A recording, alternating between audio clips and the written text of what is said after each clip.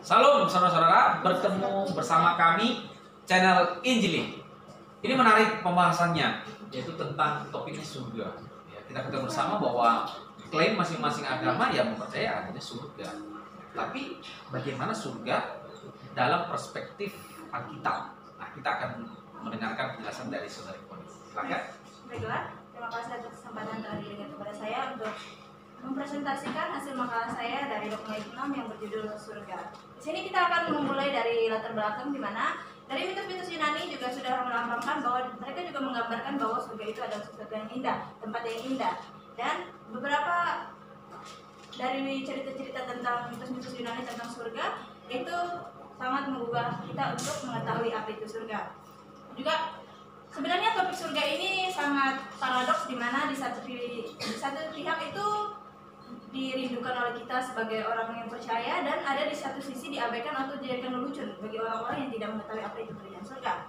Di mana mereka beranggapan bahwa surga itu hanyalah suatu gambaran atau upaya kita yang putus asa, yang ingin mengetahui bahwa di manakah akhir kita setelah kita kematian, apakah ada tempat bagi kita yang sudah mati.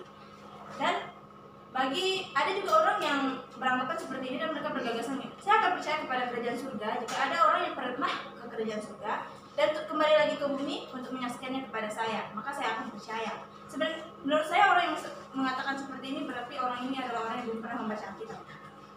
Sebenarnya kita ketahui bahwa Alkitab itu bukanlah suatu karangan ataupun suatu karangan otak manusia. Yang kita ketahui bahwa Alkitab itu adalah kesaksian dari para penulis, dokumen kesaksian daripada mereka, di mana yang tercatat di dalam Alkitab itu adalah apa yang mereka lihat dan apa yang mereka dengar langsung. Dan kita juga sebagai manusia tidak akan memiliki gambaran tentang surga jika tidak ada Alkitab yang mengungkapkannya kepada kita. Kita akan mulai dengan definisi surga, di mana definisi surga itu adalah surga adalah kerajaan Allah, di mana Allah itu tinggal dan malaikat-malaikatnya. Dan di sana juga lah Kristus datang dan naik setelah kebangkitannya. Surga juga adalah tempat di mana tidak ada orang berdosa ataupun yang kejahatan, tidak ada lagi. Tempat ideal atau tempat kebahagiaan bagi kita orang-orang yang percaya. Tempat yang disediakan bagi orang-orang yang percaya kepada Tuhan Yesus Kristus, dan tempat orang yang sudah dilahirbarukan oleh Roh Kudus. Kita akan menguak misteri surga. Yang pertama, apakah kesaksian Alkitab tentang surga? Yang pertama, Alkitab mencatat istilah surga itu sebanyak 559 kali. Catatan ini menggambarkan bahwa betapa pentingnya surga dalam kehidupan kita sebagai manusia. Di sini menjelaskan banyaknya catatan istilah tentang surga ini memberitahu kita bahwa surga itu bukanlah suatu keadaan atau pikiran perasaan kita saja, atau bukanlah gambar atas keputusasaan kita.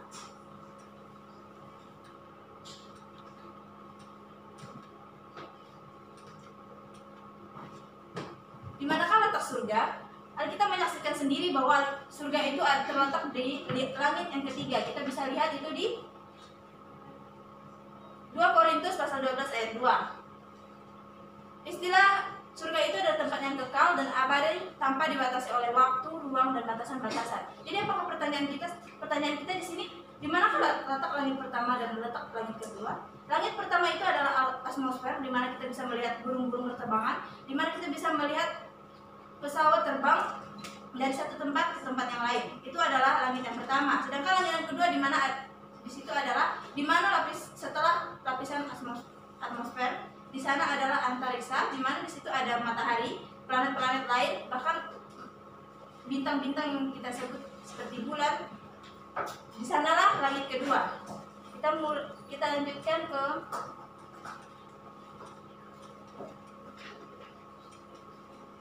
syarat utama untuk masuk surga. Gimanakah bagi kita untuk masuk surga? Saya ingin menegaskan bahwa untuk masuk surga itu tidak harus menjadi orang Kristen. Menjadi orang Kristen saja tidak menjamin kita untuk masuk surga. Melakukan amal perbuatan baik seperti sekolah, mengikuti ibadah minggu, perjamuan kudus, berbuat amal atau persepuluhan itu tidak menjamin kita untuk mendapatkan kerajaan surga. Rasul Paulus sendiri bersaksi bahwa orang-orang Yahudi adalah orang-orang yang sangat ahli dalam hal itu, tapi mereka adalah orang-orang yang tidak layak untuk mendapat kerajaan surga. Rasul Paulus mengatakan di dalam Roma pasal 10 ayat 9 sampai 10, dia menegaskan bahwa satu-satunya cara untuk masuk kerajaan surga itu adalah percaya dan menerima Yesus Kristus. Karena Tuhan Yesus sendiri sudah mengatakan kepada kita bahwa akulah jalan kebenaran dan hidup. Tidak ada seorang pun datang kepada Bapa kalau tidak melalui aku. Itu menegaskan bahwa dengan percaya kepada Yesus kita bisa percaya, bukan dengan berbuat amal atau berbuat baik kepada orang lain. Tapi itu adalah jika kita berbuat amal atau berbuat baik itu adalah buah dari kepercayaan kita kepada Tuhan Yesus karena kita sudah dilahir barukan oleh Tuhan Yesus Kristus, jadi kita dilahir barukan oleh Roh Kudus. Maksud saya, di situ kita akan selalu berbuat baik, di mana kita merindukan untuk berbuat baik dan berbuat amal kepada orang lain. Kita akan langsung ke kesimpulan. Jadi kesimpulan dari makalah saya ini adalah surga adalah tempat bagi orang-orang yang sudah mati. Artinya tidak ada orang yang bukan dengan tubuh inilah kita di sana. Di sana ada tempat orang yang percaya kepada Tuhan Yesus. Surga adalah tempat Allah dan para malaikatnya. Di sanalah Tuhan Yesus datang dan naik setelah kebangkitannya. Dan disitulah tempat-tempat bagi orang-orang yang percaya, yang orang-orang yang sudah dilahir barukan oleh Roh Kudus. Sekian presentasi saya. Ya, ini menarik sekali. Tadi di depan sudah dijelaskan bahwa sebenarnya kerajaan Allah dan surga itu sama, ya. Penggunaannya saja yang seringkali berbeda. Di Injil Matius kita lihat ada kerajaan Allah, tapi juga ada Injil lain memakai surga, ya. Contohnya Bapa kami yang ada di surga. Tetapi di sisi lain juga memakai kerajaan Allah. Tetapi sudah dijelaskan di awal bahwa sebenarnya kerajaan Allah dan surga itu pada hakikatnya sama. Ya, oke. Mungkin ada pertanyaan dari Nando untuk memperdalam diskusi ini. Ya, terima kasih atas kesempatannya. Di sini saya mau bertanya kepada Saudari Poni bahwa apakah ada perbedaan antara kerajaan damai dan surga ini? Baiklah, saya akan menjawab pertanyaan Anda. Pertanyaan Anda itu adalah apakah perbedaan kerajaan damai dan kerajaan surga adalah kerajaan damai seperti yang kita ketahui adalah kerajaan 1000 tahun. Ya. Jadi menurut saya perbedaannya itu adalah 1000 tahunnya itu, di mana surga itu bersifat kekal, abadi, sedangkan kerajaan damai itu adalah ada batasan waktu untuk. Jadi seperti yang saya sudah katakan bahwa surga itu kekal, abadi, tanpa dibatasi oleh waktu. Kalau kerajaan damai atau kerajaan 1000 tahun itu sesuai dengan Wahyu 20 hanya batas waktunya 1000 tahun. Ya, mungkin dari Saudari Indah ada? Ya baik, saya akan bertanya kepada Saudari Poni. Dimana kan di dunia ini kita ada yang namanya dia terikat oleh sebuah hubungan yang dinamakan pernikahan. Nah, yang saya tanyakan di sini, apakah di surga nanti di sana apakah ada yang namanya pernikahan antar agama? Karena saya akan menjawab pertanyaan dari Anda. Menurut saya tidak ada pernikahan lagi di surga. Di sana tugas kita di sana adalah memuji dan memuliakan nama Tuhan. Jika di kerajaan 1000 tahun mungkin itu masih. Tapi kalau di kerajaan surga menurut saya itu tidak. Dikarenakan di situ kita sudah menggunakan tubuh kemuliaan. Jadi itu menurut saya.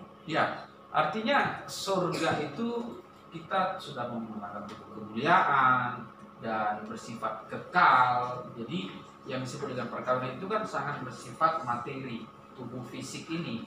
Dan firman Tuhan jelas katakan bahwa di surga nanti tidak berbicara tentang makanan, minuman, dan kawin mengawinkan. Jadi sangat jelas bahwa di surga aktivitas kawin mengawinkan, makan dan minuman bukan tempatnya di surga, tetapi di bumi. Menarik sekali. Terima kasih atas penjelasannya, Saudari Poni. Tuhan Yesus memberkati. Salam channel Injili.